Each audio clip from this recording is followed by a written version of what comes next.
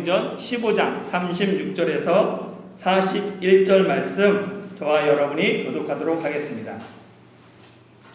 며칠 후에 바울이 바나바더러 말하되 우리가 주의 말씀을 전한 각 성으로 다시 가서 형제들이 어떠한가 방문하자 하고, 바울은 밤빌리아에서 자기들을 떠나 함께 일하러 가지 아니한 자를 데리고 가는 것이 옳지 않다 하여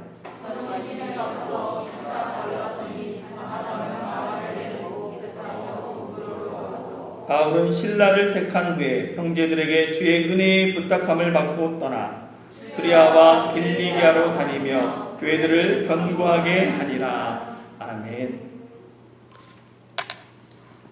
사람의 성격을 검사하는 여러 가지 방법이 있습니다. 교회에서는 주로 MBTI를 사용하고, 영성을 공부한 사람들은 사람을 이해하는 데 애니어그램이 도움이 된다라고 말하죠. 비과학적이지만 혈액형이 사람에게 큰 영향을 미친다라고 믿고 있는 사람들이 있습니다. 주로 동양의 사람들이 그런데요. 이와는 달리 서양에서는 기질로 성격을 나타내기도 합니다. 그래서 이 기질이라는 건 타고난 성격의 특징을 말하는데, 서양 의학의 시조라고 불리는 히포크라테스가 약 2500년 전에 사람을 기질을 4가지로 나눴습니다. 다혈질, 담즙질, 점액질, 우울질, 이렇게 4가지로 나눴는데, 다혈질은 말이 많고 성격이 급해서 나서기를 좋아합니다. 그러나 뒷심이 약해서 마무리를 잘 못하는 약점이 있죠. 성경의 다혈질의 대표적인 사람이 베드로입니다. 그리고 담즙질은 의지가 강하고 성취욕이 강해 추진력이 있습니다. 그러나 정이 없고 목적을 위해서는 수단, 방법을 가리지 않는 사람이죠. 성경 인물 중에서 대표적인 인물로 바울이 있습니다.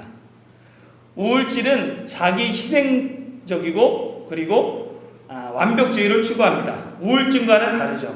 그러나 쉽게 이 비관에 빠지게 되고, 또 감수성이 예민하다 보니까 다른 사람의 말 한마디에 오랫동안 소가리를 하게 됩니다. 대표적인 인물은 모세가 있습니다. 마지막 점액질은 관계 중심이에요. 그래서 착하고 평화를 사랑하며 양보하기를 좋아합니다.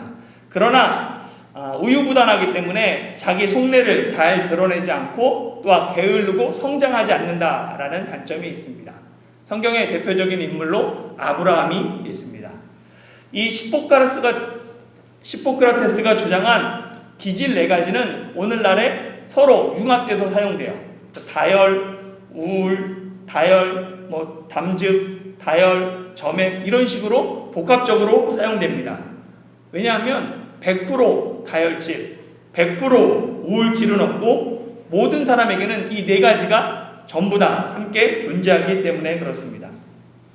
기질이나 성격을 알면 나를 이해하고 상대방을 이해하는 데 도움이 됩니다.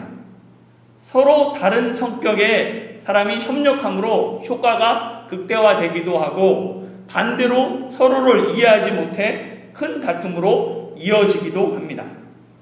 오늘 본문은 성격이 다른 두 사람이 서로 부딪혔을 때의 일을 다루고 있습니다. 본문을 통해 성격이 다른 사람이 부딪혔을 때 하나님께서 그들을 통해 어떻게 일하시는지를 함께 살펴보려고 합니다. 예루살렘 공의의 편지는 안디옥 교회에게 기쁨과 위로가 되었어요. 또한 공의회가 파송한 유다와 신라를 통해서 안디옥 교회는 더욱 굳게 되었습니다. 이방인 할례 문제가 은혜 가운데 잘 해결되었어요. 그래서 이제 바울과 바나바는 안디옥에서 수다한 사람들과 함께 주의 말씀을 가르치며 전파했습니다. 이렇게 안디옥 교회가 평안해지자 바울이 바나바에게 이렇게 제언합니다. 36절 말씀 같이 읽어볼까요? 시작. 바나바더러 말하되 우리가 주의 말씀을 전한 각 성으로 다시 가서 형제들이 어떠한가 방문하자 하고. 아멘.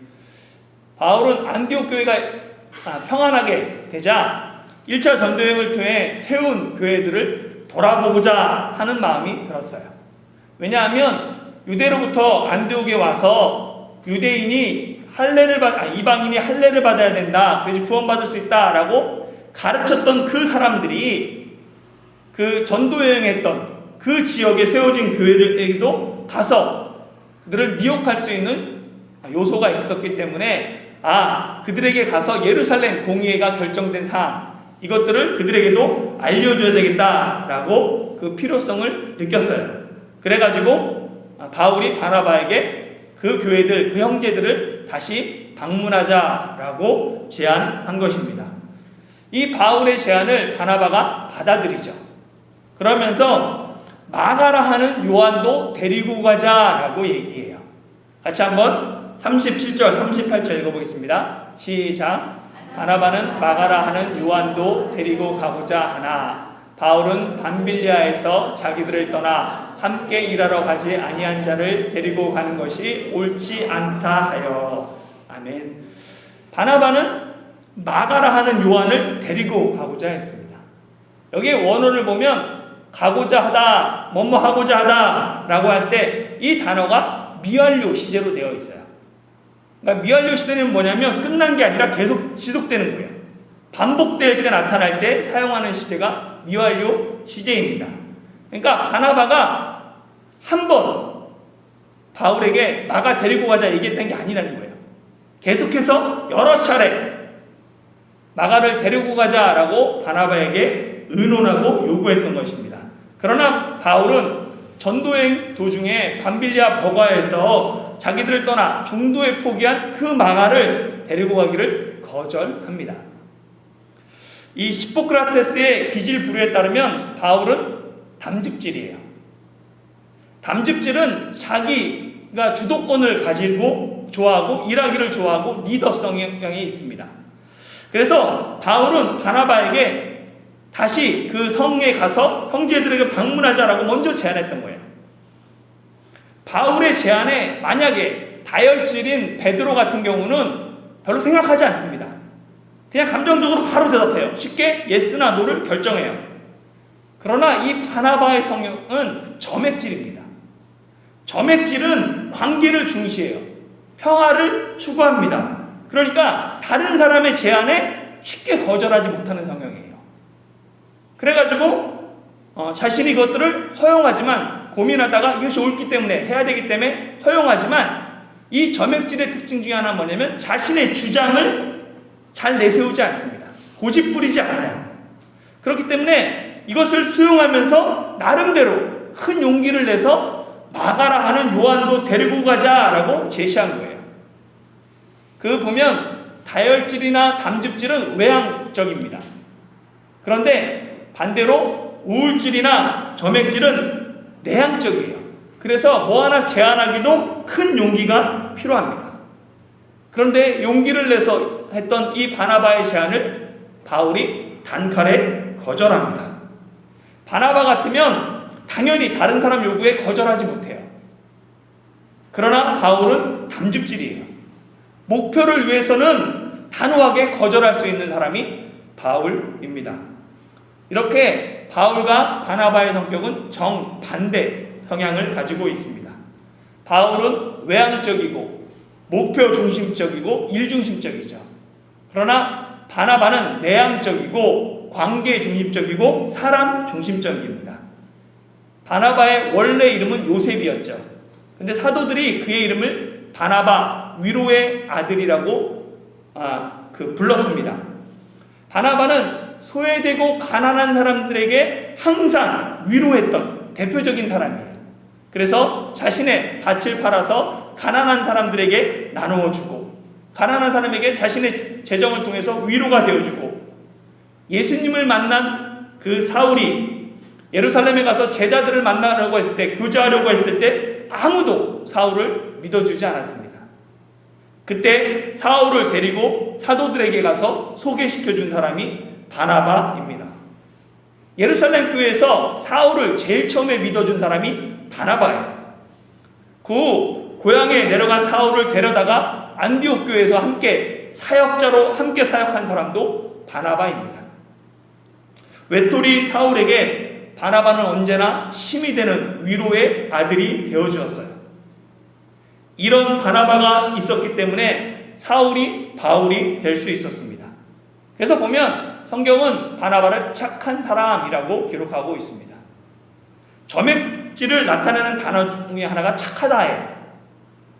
착하기 때문에 평화를 사랑하기 때문에 다른 사람에게 싫은 소리 못하는 거예요. 그러니까 다른 사람은 착하다라고 얘기를 하는 거죠.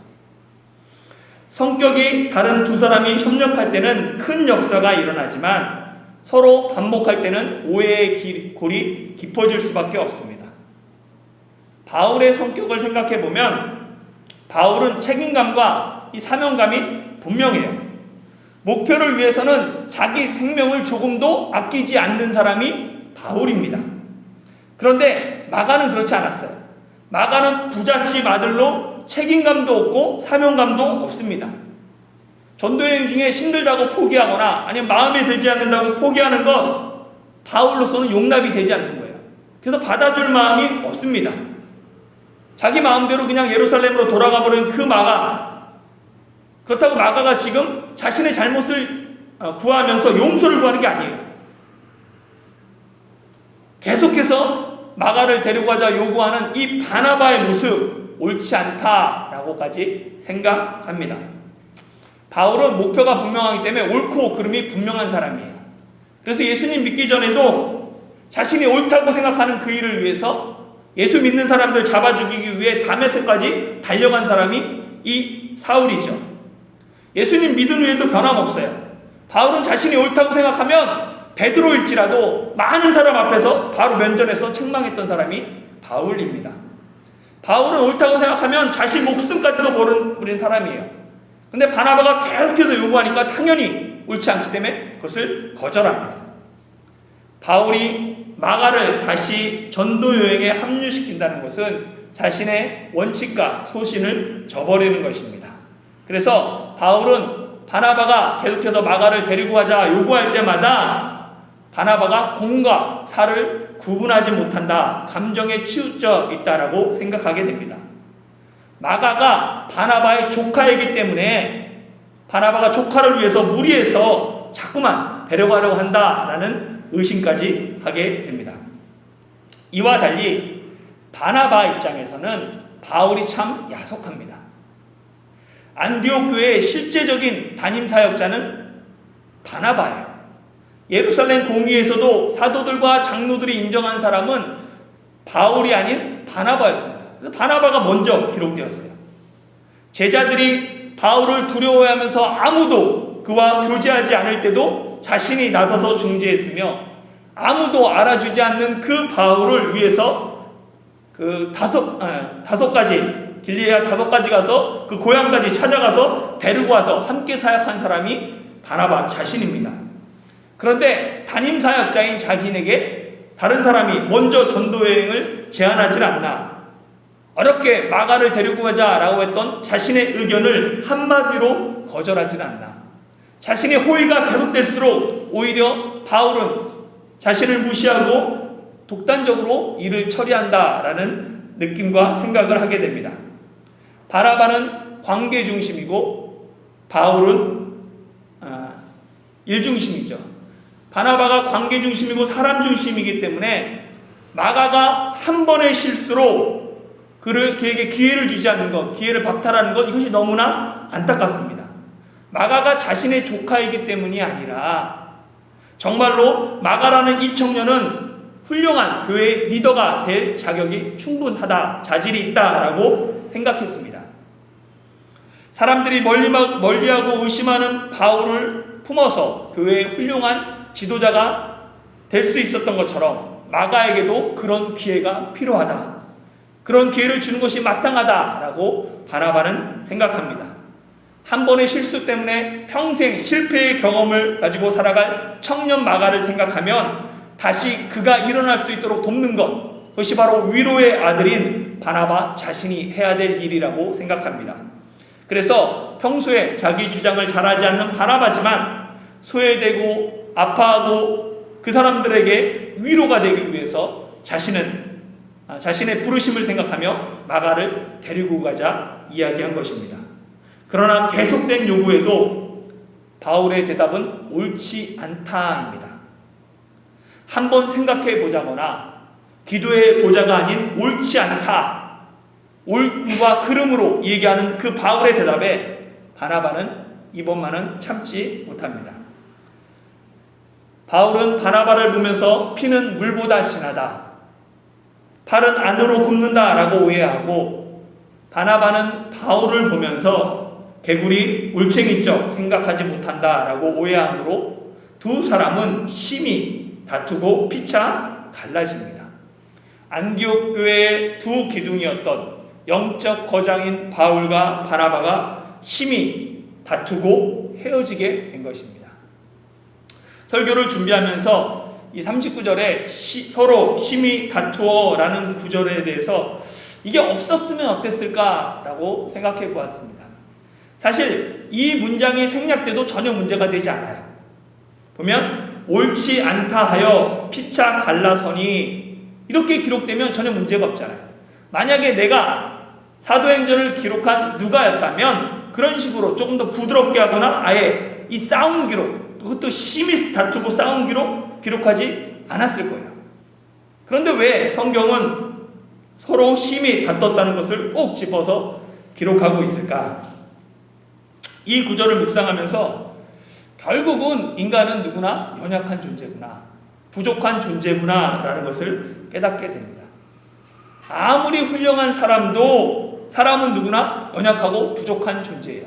그렇기 때문에 인간에게는 하나님이 필요합니다. 절대자가 필요해요.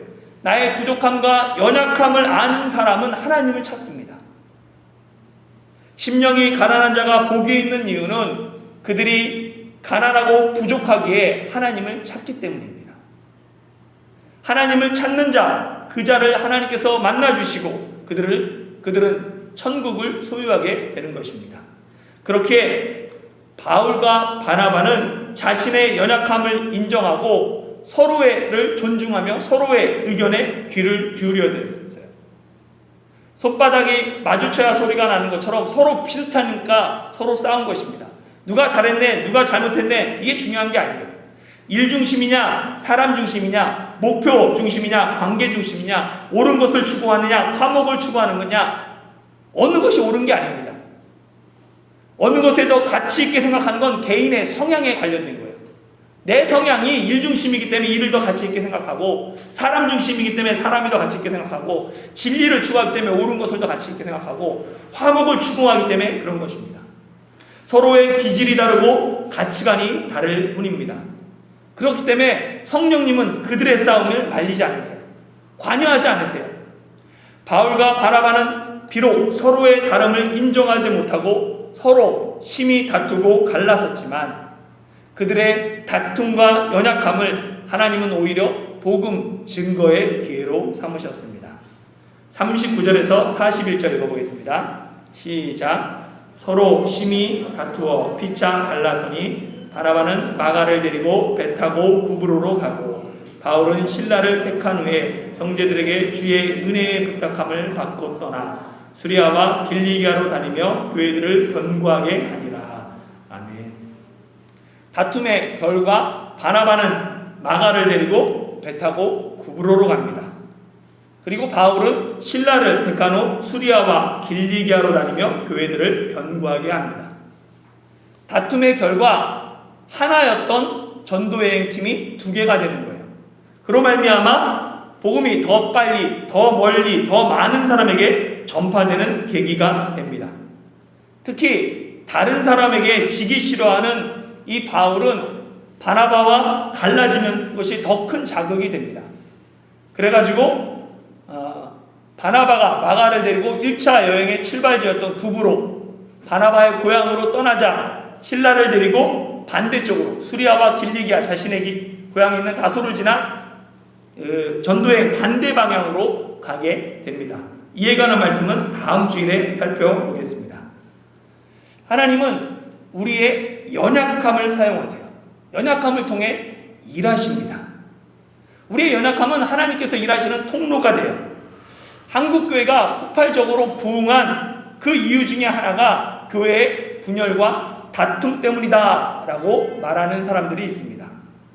한국교회 역사를 쭉 보면 분열의 역사예요.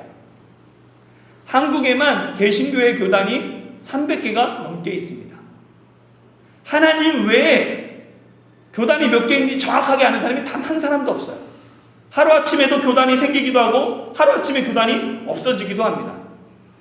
개신교 교단 중에서 가장 많이 분열한 곳이 장로교입니다. 장로교 교단이 200개가 넘는다고 알려져 있어요. 많이 통폐합돼서 좀 줄어들었다고 그러지만 한국 교회설을 전공한 교수조차 이 장로교의 분열 원인과 역사를 모두 아는 사람이 단 한 사람도 없습니다.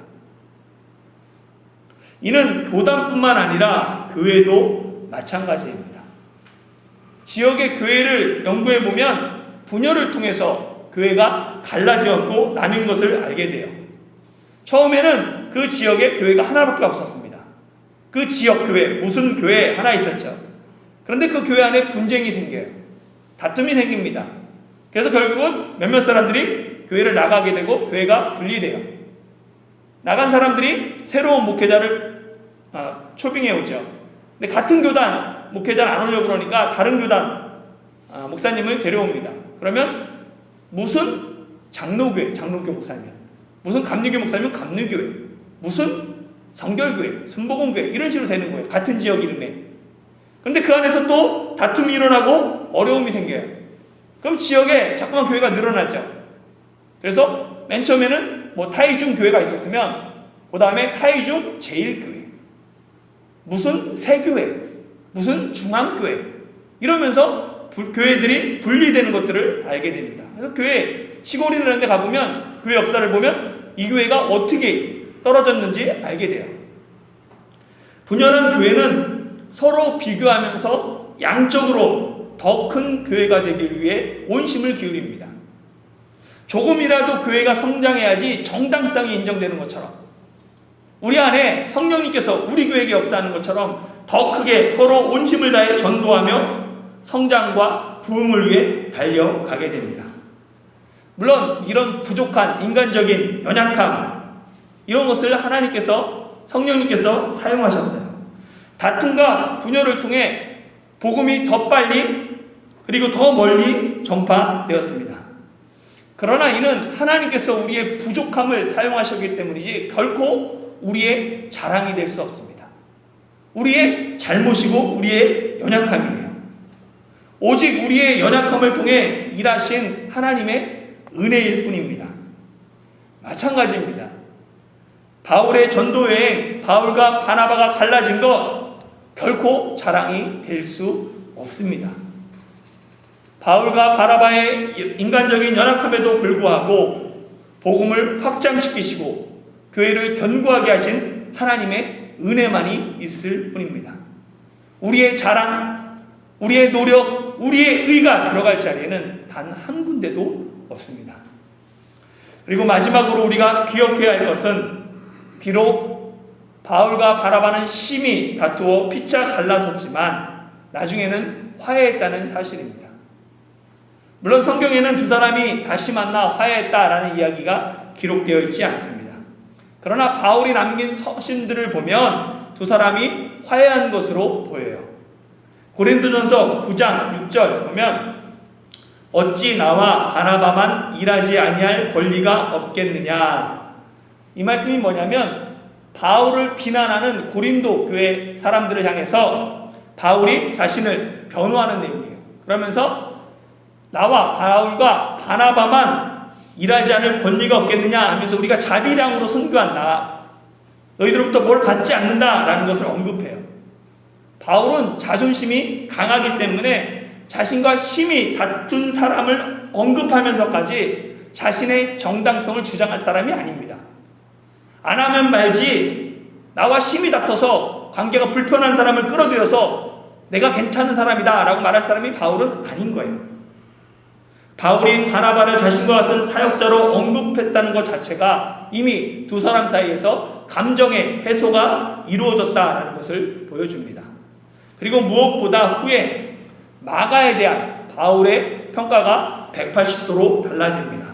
빌레몬서 1장 24절 보면 또한 나의 동역자 마가, 아리스다고, 데마, 누가가 문안하느니라. 디모데후서 4장 11절에 보면 누가만 나와 함께 있느니라. 내가 올 때에 마가를 데리고 오라. 그가 나의 일에 유익하니라 라고 기록하고 있습니다. 바나바와 심히 다퉈 갈라질 때는 바울은 마가와 잠시라도 함께 있는 게 너무 싫었어요. 그래서 보면 너무나 재밌게도 이 사도행전 15장 38절에 마가를 데리고 가는 것이 옳지 않다라고 할 때 이 데리고 가다 할 때 현재형을 사용합니다. 시제를. 그런데 37절에 똑같이 마가를 데리고 가자 바나바가 얘기할 때는 이것이 과거형으로 말을 해요. 그러니까 바나바 입장에서는 마가를 한 번 데리고 가는 걸 생각했어요. 그냥 데리고 가자 한번. 그런데 바울은 뭐라고 대답하냐면 지금 계속 돌봐야 되는 것으로. 생각만 해도 그냥 한 번 합류시킨 게 되는 게 문제가 아니라 지속적으로 마가를 데리고 가야 된다라고 생각했던 거예요. 그러니까 시제를 현재형으로 쓰고 있습니다. 그러니까 바울에게 있어서 마가는 생각만 해도 스트레스였던 거예요. 같이 있는 건 한 번 데려간다고 이게 해결되는 게 아니라 계속해서 캐러해야 되고 돌봐야 되고 손이 많이 가고 너무나 스트레스 받기 때문에 그것들을 거절한 것이죠. 그런데 그런 마가가 후에 바울의 동역자가 됩니다. 바울이 죽음을 앞두고 마지막에 쓴 디모데후서 거기에 보면 디모데에게 네가 올 때 마가도 함께 데리고 와라. 나의 일에 유익하다라고 이야기합니다. 또한 마가는 후에 베드로에게는 아들과 같은 존재가 되었습니다. 베드로전서 5장 13절에 보면 택하심을 함께 받은 바벨론에 있는 교회가 너희에게 문안하고 내 아들 마가도 그러하니라. 바울에게 디모데가 있었다면 베드로에게는 마가가 있었습니다. 그리고 마가가 있었기 때문에 잘 알려진 것처럼 사복음서 중에 가장 먼저 기록한 마가복음이 지금까지 존재할 수 있게 됩니다. 오늘 말씀을 마무리하려고 합니다. 사랑하는 성도 여러분, 우리는 누구나 완전하지 않습니다. 우리 누구나 부족해요. 연약해요. 그러니까 쉽게 충돌하고 다툽니다. 부모와 자녀 사이 다툼이 있어요. 형제, 자매 사이 피를 나눴음에도 불구하고 충돌하기도 합니다. 당연히 성도들 안에도 다툼이 있을 수 있어요. 사람 사는 곳에는 언제나 다툼이 있습니다. 문제는 다툼이 있냐 없냐가 아니에요. 다툼은 늘 있는 거예요. 다툼을 어떻게 해결하느냐, 그게 문제의 핵심입니다. 초대교회의 영적 거장이었던 바울과 바나바조차 서로 심히 싸워 다퉈 피차 갈라섰습니다. 그러나 그들은 후에 서로를 인정하며 화해의 손을 내밀었습니다. 다툼이 있을 때 누가 옳고 그른가 따지지 마십시오. 성향일 거예요. 대부분은 그냥 먼저 누가 옳고 그름 시비를 따지기보다 서로의 다름을 먼저 인정하십시오. 저 사람은 나와 달라. 그게 틀린 건 아니야. 있는 모습 그대로, 내 약점 그대로 사랑하신 하나님이 나만 사랑하는 게 아니에요. 저 형제도 저 자매도 사랑한다라는 것을 고백하는 거예요. 내 모습 그대로 받아주신 하나님께서 그 사람의 저 상대의 모습 그대로 받아주신다라는 것을 고백하십시오. 주님께서 이 땅에 오신 것은 하나님과 인간을, 우리를 화목시키고 인간과 인간을 화해시키기 위해요. 하나님께서 우리 가운데 화목하게 하는 직분을 주셨기 때문에 내가 먼저 손을 내미는 거예요. 그런데 도저히 못 내밀겠어요. 너무 마음이 상해서 화해할 마음이 전혀 안 들 수 있어요. 그때는 지금 내게 주어진 사명에 온 힘을 다 쏟는 겁니다. 전심전력으로 하나님께 맡겨주신 사명을 감당하다 보면 언제 다툼이 있었는지, 왜 힘들었는지 생각조차 나지 않습니다. 때로는 시간이 지나면 감정이 무뎌지기도 합니다. 별일도 아닌데 돌아보면 그때 왜 그랬는지, 왜 힘들어했는지 정말 아무것도 아니구나 라고 깨닫게 되는 때가 옵니다. 그때까지 내게 주어진 그 일들을 최선을 다해서 전진하는 것이죠. 오늘도 우리의 연약함을 통해서 일하시는 하나님을 신뢰하며 지금 내게 주어진 삶의 자리에서 충성하는 저와 여러분들이 되시기를 예수님의 이름으로 축원합니다.